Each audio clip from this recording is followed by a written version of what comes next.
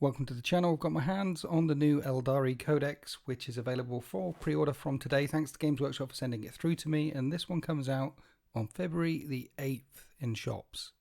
So there's a couple of big changes in the Aeldari book. Not least amongst them is their main army rule has changed from Strands of Fate to Battle Focus, and Battle Focus gives them some more movement shenanigans, agility. They zip around all over the place. We'll get to that in a second. Not everything in the book, however, has the battle focus rule.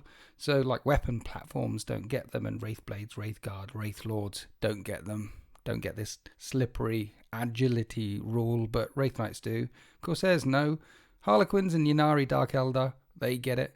That's another thing to notice in this book. There is actually Dark Eldar units, data sheets in this book. The first time ever that I've ever seen Dark Eldar crossover into the Eldar book. Why are they in here? They're in here because of the Ynnead detachment. So you have Archons and Cabalites, Succubus and Witches. There's also Incubi and Reavers, and there's Raiders and Venoms to stick them in. Not the Reavers, but the Incubi, the Witches, the Cabalites. There's Dark Eldar. Those are the Dark Eldar datasheets that are in this book, which you can add if you want to build a Ynnead detachment, which we'll get to in a minute. But yeah, Dark Eldar stuff inside this book. Crazy. Also, the Harlequins are in this book. They've been rolled into the Eldar Codex since 9th edition. Maybe because the Drukhari are in the Aeldari book, we're going to see some Harlequins in the Drukhari book as well. So Drukhari players can take Harlequins with them in a detachment over there as well. That would be nice. Then there's been lots of little changes throughout the book, which you're going to have to read and study to pick up all the little things that they've tweaked. For example, only Eldrad has access to Doom now. Swooping Hawks can't jump back off the table again. They used to jump in, jump away, jump in, jump away. You need Barahoth, their Phoenix Lord, to do that. And he's an epic hero, so you can only do it with one unit of Swooping Hawks. Wraith Blades and Guard. Wraith Blades, Wraith Guard, they can come in units of 5 now, not in big blobs of 10. There's no Karandras in this book either. He's in the lore section at the beginning when they talk about all the Phoenix Lords, and we know we've got some new Phoenix Lords in plastic and lots of Aspect Warriors now in plastic. Massive Aspect Warriors, massive Phoenix Lord, rollout of miniatures, but no Karandras. At the time of recording, no idea where he is. I'm assuming he'll be in a Legends choice, so you'll still be able to take him, but not to any of those tournament things. Linked Fire Prisms still do what they do, but if you link your fire through another prism, the one that's doing the linked fire can only fire once instead of maximum number of shots. So they've nerfed that a little bit. Harlequin troops. Harlequins are in here, and all their attacks get devastated. All Harlequin troops and Harlequin troop masters, they all get devastating wounds now. And considering that a normal Harlequin has a base 5 attacks, that could potentially be a lot of devastating wounds. Their flip veils allow them to jump all over the place. Unlimited vertical movement. Lots of little tweaks in this book, but I suppose we should zoom in to the core army rule. So the army rule is called Battle Focus, and you get 4 Battle Focus tokens every battle round. And the Battle Focus tokens allow you to pull off some agile maneuvers, and normally you could only do 1 per unit per phase, but there's a couple of exceptions here or there depending on the unit, depending on the detachment, but they've stuck rather strictly to it in most cases. So in each battle round you have 4 tokens, and you can pull off some of this stuff on your screen you see in front of you. And the top one allows you to move faster. Swift as the wind, 2 inches on your normal movement, and this one you can do more than once per phase. Each unit can only be affected by 1 token once in a phase, but this one allows you to pull off Swift of the Wind, +2 to the movement on a unit here, a unit there, and a unit there, making Eldar a lot faster. There's also another faster one at the bottom called Star Engines. That's for vehicles only, and that allows vehicles to add D6 plus 1 inch to the movement characteristics of that unit. Wraith Knights, Wraith Lords, they're not vehicles, so they're not suddenly running a long way. They're Wraith constructs, but Warwalkers could get a boost from that. But yeah, Swift as the Wind, Star Engines, stuff is going to be moving a lot quicker. There's also an agile maneuver that allows you to consolidate and pile in up to 6 inches. There's an agile maneuver which you can stick on a unit so it cannot be overwatched by your enemy. And then there's an agile maneuver that allows you to move after your enemy falls back from combat with you. That's the unit that was locked in combat with the enemy unit that's falling back can then make a move after the enemy unit falls back. Basically, you got movement in your enemy's movement phase, which is crazy. And then bottom right, we have fade back, which allows a unit that has been shot to move d6 plus 1 inches. That's it. Lots of movement shenanigans with this battle focus agility thing. The ones that we're going to see all the time are moving 2 inches faster and moving after a unit that has been shot. D6 plus 1 inches. That could be... That's going to be strong. That'll allow you to move forward onto objectives to stop your enemy scoring primaries or secondaries. It'll allow you to move units out of line of sight after a model dies. I say after a model dies, no models need to die, just so long as they shoot at that unit. The one thing that's going to happen is, you know how many times you've got a big tank and you say, right, I'm putting all my anti-tank weaponry in that unit over there, and the little piddly guns on top I'll spray over to the right. You're going to stop doing that, because after putting all your anti-tank weaponry into the target number 1, and once you spray your piddly stuff, that unit might do a fade back maneuver. The Eldar might just zip out of the way. So the anti-infantry guns that you're going to throw ham into it from unit number 2 can't suddenly throw down into it because it's not there anymore. Anyway, big changes right off the bat. Eldar can't manipulate dice like they could before. Don't mention Sisters of Battle to anyone. I'm sure Sisters of Battle will be fine. But yeah, Eldar dice manipulation has gone. The Imperium dice manipulation still fully in effect. Instead, they become the movement kings. And then when we look at the detachments, there's 8 of them, and some of them give them even more movement. The first one is the standard Warhost, where they gain battle-focused tokens, which means they can get even more agility stuff and move around more. Then we have a Windrider host, which is for bikers and vipers and has lots of reserve shenanigans.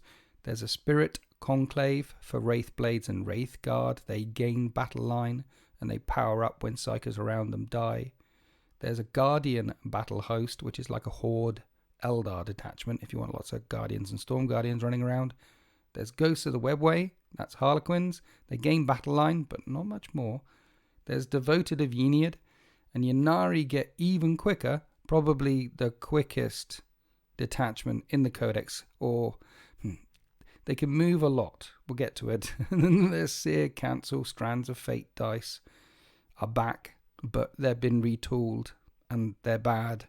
And finally, the Aspect Host detachment. Lots of new Aspect Host in plastic. Aspect Warriors and the Avatar of Cain hit harder. This is the really punchy detachment because they've got new plastic models to sell. But we'll start right at the top with the Warhost detachment. So here is the Warhost detachment special rule. You get an extra battle focus token every single battle round, and that allows you to move more. And when you do the Swift as the Wind agile maneuver, instead of adding 2 to your move, you add 3 to your move. And whenever there's a move where you need to roll a d6 and add 1 to it, you can re-roll the d6. Long story short, the Warhost detachment allows Eldar to move further. And that doesn't seem strong, particularly when we look at some of the other detachments. But this detachment, the standard Warhost detachment, has got some of the best stratagems in the book. Lots of them we know already, and this actually might be the go-to one for many Eldar players out there. The Phoenix Gem enhancement is still here, which is just gold, and the stratagems are just so good, which is why it might be the go-to one. Lightning fast reactions means Aeldari units are -1 to hit in the shooting phase, and Feigned Retreat allows units to fall back, shoot and charge. So both of them, -1 to hit, fall back, shoot and charge, solid stratagems that are going to be used again and again. Then we have something like Blitzing Firepower, which gives you sustained hits so long as you target an enemy unit within 12 by shooting them. And I'm immediately thinking of Wraithguard, because Wraithguard with the Spirit Seer nearby already have sustained hits. And it says here that if you've already got sustained hits, then crits go off on 5s. So suddenly you're getting sustained hits on a 5-up rather than a 6-up. And I know everyone brings Shuriken Cannons on Windriders, but Scatter Lasers, which you can put on Windriders, have sustained hits as well, and they're 6 shots. So it gives you something to think about. Basically, it's a strat that allows you to make shooty things more shooty. Then we have Fire and Fade, which is a move, shoot, move stratagem, strong, and then Webway Tunnel, pick something up at the end of your opponent's fight phase, put them back into strategic reserve. So 5 out of the 6 strats there, all strong, all usable with the Phoenix Gem enhancement. The Warhost, the standard Warhost, is still a very good detachment. Then we're on to Ride the Wind, which is the Windrider host detachment. Get it? And I'm sorry I had to take the picture this way, but this is the only way I could fit all the text in. So if you want to pause and zoom it in on your device and read it all for yourself, you can.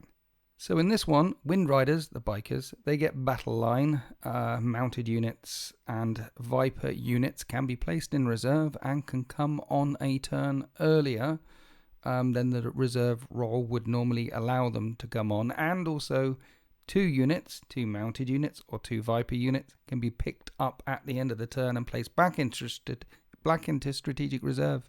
So you're bringing bikes, you're reserving stuff, you're appearing in the back lines in your opponent's deployment zone a turn earlier than normally you would, and then you're reserving stuff again and again as the battle goes on. On top of the battle focus ability that the bikes will have, with +2 to move, and it's the movement shenanigans detachment, this one, and there's 2 solid enhancements as well, as you can see. The first drawn blade gives models in the bearer's unit Scouts 9, get you where you want to be right at the start of the game. And Mirage Field, each time an attack targets the bearer's unit, subtract 1 from the hit roll. 2 solid enhancements there. Now almost all of the strats affect mounted units and Viper units, so the quick question that everyone will have is, are Shining Spears any good? Well, 6 Windriders, 160 points, loads of shuriken cannons, probably a good deal. 6 Shining Spears, however, 240 points for 6 of them. But they all come with laser lancers, and what have they done to laser lancers this time? Well, this time they're pretty good. 3 attacks each, strength 5 -2, 3 damage. But they do have anti-monster 3 up, anti-vehicle 3 up, and lance. So hitting on 3s, and so long as you're hitting monsters and vehicles, 3s to wound, it'll wound them. -2, 3 damage. Don't forget laser lancers are assault weapons as well, so 6 inches before they go slamming in there, they can also shoot that gun at strength 6, -2, 3 damage. So they're good. Stick them in a unit with a dude with an enhancement, gives that unit -1 to hit for the whole game. Sounds like a win. As for the strats, 4 decent stratagems. Death from on high. Pick a mounted unit or Viper unit that was set up on the battlefield from reserves this turn, and they can re-roll the wound roll. Wind of Blades, a mounted unit or Viper unit can shoot and charge in the turn where it advanced or fell back. So a unit of Shining Spears, for example, with a battle focus token on +2 to their move, can move 16 inches. And then they can advance, and then they can charge with Wind of Blades stratagem. First turn charges, anyone? Focus Firepower gives a mounted unit or a Viper unit +1 AP, just like that. Done. And Spiraling Evasion allows you to give a mounted unit or a Viper unit a 4-up invulnerable save. That's only in the shooting phase, but let's face it, that's mainly when you're wanted. So that was the Windrider host. Now we're on to the Spirit Conclave, which is where you can take Wraith Blades and Wraith Guards as battle line units, but they only come in units of 5 now. And the detachment rule says that you get a Vengeful Dead token every time an Aeldari Psyker is killed on the battlefield, and you put this Vengeful token on the unit that killed your Psyker, and then any Wraith construct gets +1 to hit and +1 to wound whenever they target the unit that killed the Psyker. So, but this is a lie, you see, because if you don't kill the Psyker, then units within Wraith construct units within 12 inches of a Psyker get +1 to hit anyway, +1 to hit anyway, +1 to hit. Without killing any of the Psykers, those Wraiths are getting +1 to hit as long as they're within 12 of a Psyker. Why would you want to kill a Psyker if you're the opponent? Because you're just giving them +1 to hit and +1 to wound if you kill any Psykers. So you're probably not going to be shooting at any of those Psykers. But the other side that it gives you is Spirit Guide's aura. While Wraith Blades, Wraith Guards, and Wraith Lords are within 12 inches of this model as a Yanni Psykers, then they gain battle focus. I feel like this is where the meat and potatoes of the Spirit Conclave Detachment really is. It's not about having +1 to hit and +1 to wound if you kill a Psyker on the table, because your opponent can be canny about that and try and offset it a little bit. It's the fact that they get battle focus, because the Wraith constructs typically, they don't get the battle focus thing, which is the ability to move 2 inches further, which is the ability to move if they get shot at. Your Wraith Blades are walking up the table, they get shot at by something, and then you can spend a battle focus token and they move another d6 plus 1 inches up the table. There's the ability to move when a unit breaks free from combat with you, or pile in and consolidate 6 inches. But yeah, having more maneuverable Wraith Blades and Wraith Guard and Wraith Lords walking around, I feel like that's the main part of this detachment thing. Mainly because the other side of it can be mitigated against. Yes, +1 to hit and +1 to wound is strong, but it's only on the unit that killed the thing. The other thing about this detachment is none of the enhancements really stand out to me, and there's only really 2 stratagems that really jump out to me. One is Wraithbone Armor, which is -1 from damage characteristics of any attacks in the shooting or the fight phase. This seems a bit cheeky to me, because Eldar players have got it easy here if you're bringing this detachment for 1 CP, -1 damage. In all other codexes where there's a -1 damage stratagem, it's always 2 CP now, except in this conclave. You get it for just 1 CP. And the other one, Blades from Beyond, till the end of the phase, melee weapons, devastating wounds. That's pretty good. I'm not thinking about putting it on Wraith Lords or Wraith Knights. I don't think they need the help. But on Wraith Blades, devastating wounds, that's nice. Right, we're on to the Guardian Battle Host detachment, which gives Dire Avengers Guardian units, support weapons, or Warwalkers add 1 to the hit roll whenever they target a unit in range of an objective, or whenever they themselves are in range of an objective. So you're bringing D cannon support weapons, which come in units of 1 now. Did they used to be able to come in units of 3? Anyway, one of them, 110 points, can fire indirect, absolutely brutal. You bring in 3 of them. You bring in a couple of Warwalkers as well, because they've got a rule which is very similar to one of the guard rules. Basically, if Warwalkers shoot at an enemy unit, then any Aeldari that then shoot at that unit gets +1 AP when they shoot at that unit as well. So you're bringing your D-Cannons, you're bringing your Warwalkers, and then you're bringing as many Dire Avengers, Guardians, and Storm Guardians as you can. Then you might be taking the Ethereal Pathway enhancement, which allows you to infiltrate 2 Guardian units. And you're using stratagems like warding salvos. Whenever you target an enemy unit in range of an objective, you can re-roll the wound roll, and whenever you're being targeted in range of an objective, you can subtract 1 from the wound roll when it's coming back at you. So pluses to wound your enemy, minuses to wound you, only against Dire Avenger and Guardian units. However, all of this stuff mainly affects those guys. Their main rule, add 1 to hit, only affects those guys.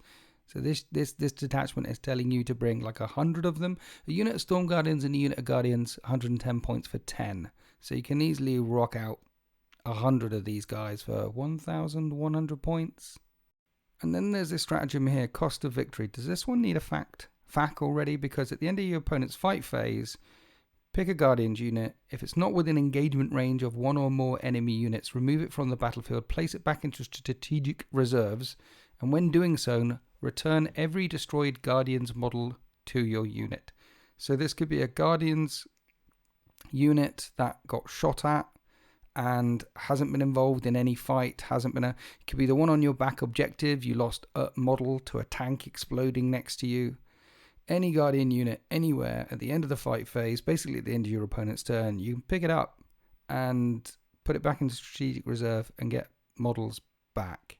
But this isn't like a reinforcements one. Reinforcement stratagems where you bring an entire unit back that was entirely destroyed, you can only do that once per battle now. This isn't that. This is adding to a unit that was hurt, but not destroyed. So free models. And rules as written right now, you can do this an unlimited number of times. I sometimes really get the feeling that Games Workshop love Eldar. You know, like that -1 damage strat is just 1 CP rather than 2 CP. And then this one here.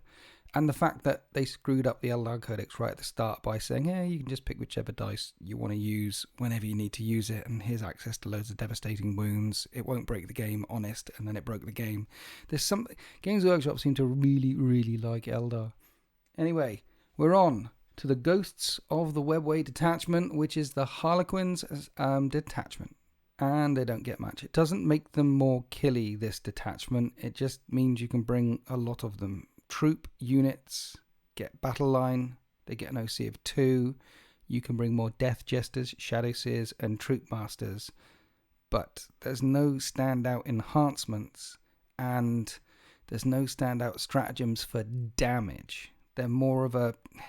It's a tricksy little detachment here. I think the main buff they got is troop units now all have devastating wounds, so on a 6 to wound, they're devastating. I don't think they had that before. And the fact that flip belts ignore any vertical distances when they move. You just move them the distance, and each time a Harlequin models from your army makes a charge move, as it says in here at the top of the detachment thing, it can move through enemy models. So they've got the movement shenanigans on top of the battle focus shenanigans to give them extra movement shenanigans. They're going to be a very fast army. As for stratagems, there's staged death. When a Harlequin's character model is destroyed, you can pick it up again with half wounds remaining. There's mocking flight in your movement phase. You can fall back, shoot and charge. You should have that. You're an Eldar. And this one's interesting. Bloody Dance. After an enemy charges one of your Harlequin units, you can then charge that enemy unit with another Harlequin unit. One of your Harlequins gets charged. If there's some Harlequins close by, they can charge the chargers. I like it. Worth noting at the bottom that it says that even if this charge is successful, your unit does not receive any charge bonus this turn, so it won't fight first. It doesn't count as fight first. But Bloody Dance, interesting. Anyway, that's the Harlequins. That's going to be one to watch. Their flip belts help them move. The battle focus will help them move, but all of that has got nothing to do with this detachment here. This detachment just allows them to charge better, so helps them move. The main thing about Harlequins is how many 4-up invulnerable saves can you roll, and if you can roll a chunk of them, then you're good. So I don't think the Harlequins are going to take over the world anytime soon, but that doesn't mean they're not extremely fun to play. They are extremely fun to play. Murder clowns in space, flipping around all over the place. Love them. Next, Devoted of Ynnead. This is the Ynnari detachment, and basically you can pick any of the Asciani units that are inside this codex here and give them the Ynnari keyword except for epic heroes. So you can put Wraith things in there, you can put tanks in there, you can put whatever you want in there, minus epic heroes, turn them into Ynnari, and then you can take the Ynnari units that I mentioned at the start of the video from the back of the book and slap them in. That's your Reavers, your Incubi, Witches, Cabalites, stuff like that. And then you got to take your Rain or the Incarn, and one of them must be your Warlord. So this is the Ynnari detachment. At the start of the fight phase, so I'm going to go from the bottom up. At the start of the fight phase, select a Ynnari unit from your army, excluding Titanic units, that's below its starting strength, and they gain fight first. Other codexes, other factions, you have to spend a CP on this sort of shenanigans, but Ynnari get fight first for free, out the bat. One unit, start the fight phase, so long as that unit has been tickled a little bit and has not at its starting strength. Wow. Lethal Surge. Lots of words here in Lethal Surge. And it says you change the fade back agile maneuver to this other. I'll clear it all up for you. The Lethal Surge one is when an enemy falls out of combat, falls back, makes a fallback move from one of your units, you can move using a battle token. Lethal Surge allows you to use that move to get back into engagement range. So Lethal Surge, your enemy falls back, and then you, D6 plus 1, if you can catch them, you can catch them and get back in engagement range, or you can move somewhere else, which is what you can normally do with this battle focus token. So we've got a fight first, we've got catching enemy if they try and run away, and the Witches already kind of do that, don't they? And then we've got Lethal Intent, and this is At the end of your opponent's shooting phase, if one or more Ynnead units from your army was destroyed this phase, select one Ynnead unit from your army, excluding Titanic, and that can make a normal move. This is big enough on its own. I mean, at the end of your opponent's shooting phase, if they kill an enemy unit, in what shooting phase, in what game, has an enemy not killed at least a unit? I mean, it might happen in some games at the end of one turn, none of your units have died. That might happen every now and then, but most of the time, at the end of your opponent's turn, they've killed at least one thing. And then at the end of your opponent's shooting phase, you're going to be able to pick a Ynnead unit and move it. Any Ynnead unit and move it. So the Ynnead are moving in their opponent's shooting phase, which is huge, by the way. You can move stuff out of close combat. You can move Reavers or Windriders a hell of a long way, 14 inches, and block close combat. Or at the end of your opponent's shooting phase, if something is still in engagement range, you could pull it out of engagement range. It might get charged again, but there's all sorts of shenanigans that you can do moving your units at the end of your opponent's shooting phase before they actually charge anything. That is huge. And you've got Lethal Surge, which allows you to fall back into combat if they try and get away, as well as all the normal battle focus abilities, +2 to the move. Remember, there's also a battle focus ability when, if the enemy shoots a unit, this is what all Eldar can do with battle focus. If an enemy shoots a unit, then that unit can then make a normal move. So the Ynnead are getting shot at and spending a token to make a normal move. And then at the end of the shooting phase, they're just making a normal move on another unit for free. And then at lethal reprisal at the start of the fight phase, they're picking any unit that's been tickled, and that unit's fighting first. The Ynnead in this, I've got a feeling that this one here could be strong. Now the enhancements, not a lot to shout about, but the stratagems, 4 of them are pretty strong. The first one, Macabre Resilience. Pick an infantry or mounted unit that's not Wraith, and until the end of the phase, each time an attacker targets you in the shooting or fight phase, subtract 1 from the wound roll. This isn't if the strength of the attack is higher than the toughness of your thing, -1 to the wound roll. This is just -1 to the wound roll flat. See, other codexes have rules that prevent them having a -1 to the wound roll flat, but someone at Games Workshop really, really likes Eldar. Then you have the Emissaries of Ynnead. In the fight phase, just after a Ynnead infantry unit from your army has selected its targets, till the end of the phase, each time a model in your unit makes an attack, reroll a hit roll of 1. And if your unit is below starting strength, you can reroll all the hit rolls. Reroll hit rolls of 1, reroll all the hit rolls. Death answers death. At the end of your shooting phase, select one Ynnead unit from your army. If one or more models in that unit were destroyed, you can shoot as if it were your shooting phase. Imagine this on the unit of Dark Reapers. Imagine this on the unit on Fire Dragons. Fire Dragons popped into my head. Or Windriders, things like that. So Ynnead are moving in their opponent's shooting phase after a unit is shot. They're shooting back in their opponent's shooting phase if a model was destroyed. And then at the end of the shooting phase, they're moving again. They're moving and shooting in multiple phases, in multiple turns, and then they've got Soul Sight in your shooting phase. Pick a Ynnead unit. This one doesn't say can't be Wraiths. This can be any Ynnead unit. To the end of the phase, you get lethal hits and ignores cover. Nice, simple. That one will be used all the time as well. Next, detachment number 6. The Seer Council reintroduces Fate Dice, but not in the way you think it is. At the start of the first battle round, roll 6 dice if it's a 2,000 point game, and those dice mean you can pay for those stratagems for free instead of spending ACP. That's how it works, because it says reduces the cost of the stratagem by 1 CP, and all the stratagems in the Seer Council detachment are 1 CP. So it basically means you get free strats. Which strats are the good strats? Well, number 2, Forewarned, is pretty good. It affects Asuryani infantry units that are within 9 inches of a Psyker unit that is getting fought. So there's a couple of dominoes need to fall there. But so long as it's an infantry unit and there's a psyker nearby and it is the fight phase, then the enemy subtracts 1 from the hit roll and 1 from the wound roll. Then there's Unshrouded Truth. Again, an infantry unit needs to be next to a psyker unit, but you can pick up that unit. Remove the unit from the battlefield in your movement phase and place it anywhere on the battlefield more than 9 inches away from enemy models. You know the ability to pick up stuff at the end of your opponent's turn and then place it back down in your turn? Well, this you can do it without, it doesn't have to be at the end of your opponent's turn. You just pick a unit up, replace it anywhere. Strong. And that was number 3. And then number 6, Psychic Shield. Nice gotcha.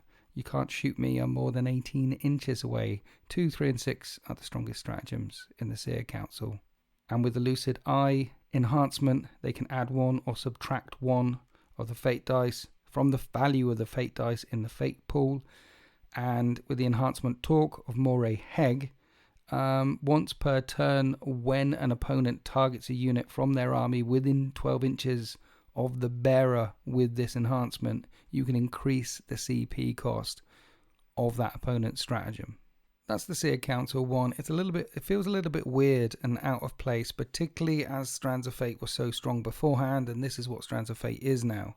It feels like something they may have tagged on to the Aeldari book, particularly as there's 8 detachments in this book. If they'd removed the Seer Council 1 and there's still 7 solid detachments in this book, then it would have still been a solid book. But yeah, Seer Council 1, be interesting to see how that one gets on, whether people want to run it, whether people run it a lot, whether I'm completely wrong. It's good to be wrong and learn something new. And then finally we come to the final detachment, which is the Aspect Host detachment, which is the standout one for just power, for absolute power, because there's lots of plastic aspect models and Phoenix Lords that they want to shift. Each time an aspect warrior or an avatar of Cain from your army is selected to shoot or fight, you can either re-roll the hit roller 1 or re-roll the wound roller 1. Nice and simple. And with Mantle of Wisdom on an Autarch or an Autarch Way Leaper, that aspect warrior units attached to the Autarch can re-roll hits of 1 and re-roll wound rolls of 1 all the time. Maybe on a big unit of 10 Howling Banshees, they hit on 2s anyway, so they'll be hitting on 2s and re-rolling hit rolls of 1 and re-rolling wound. Maybe on a big unit of Fire Dragons that's just jumped out of a Wave Serpent. But Mantle of Wisdom, very strong. Shimmerstone, also very strong. Again, Autarchs, while they're leading a unit, -1 to wound that unit. Now, while the core ability for the Aspect Host detachment is strong, reroll hits of 1, reroll wound rolls of 1, only a couple of the stratagems stand out. Literally only a couple of the stratagems. There's a lot of shenanigans on in here, but one of them that stands out is Doom Inescapable. When the Avatar of Cain throws the Wailing Doom, it's got 18 inches and a damage characteristics of 8. Bear in mind that when he's throwing it, he'll be lobbing it on 2s and re-rolling 1s, because why wouldn't you? Normally it's 12 and d6 plus 2 damage, but 18 inches and a flat 8 damage. Yep, he's going to be throwing that bad boy all over the place. And then you got Preternatural Precision, which you can pick a unit of Aspect Warriors and give them either Ignores Cover, Lethal Hits, or Sustained Hits, or 2 of the above, if you still have an Aspect Shrine token in that unit. Aspect Shrine tokens are a thing now with Aspect Warrior units. They're like one-off tokens that you can spend on many different things, and in this case, for this particular stratagem here. Anyway, hopefully I've given you an idea of what's inside the new book. Basically, Eldar got quicker. And there's lots of shenanigans and lots of detachments in here, which will keep Eldar players happy for a long time, except for all those Eldar players that hate it because Strands of Fate is completely changed and they're burning their Eldar. I don't know. I don't know what goes through the minds of an Eldar player. I've never touched an Eldar model in my life, but I do like killing space pixies, and I'm looking forward to seeing them on the battlefield of the 41st millennium and killing them all over again. So I hope you enjoyed this review. Thanks for listening. Happy wargaming.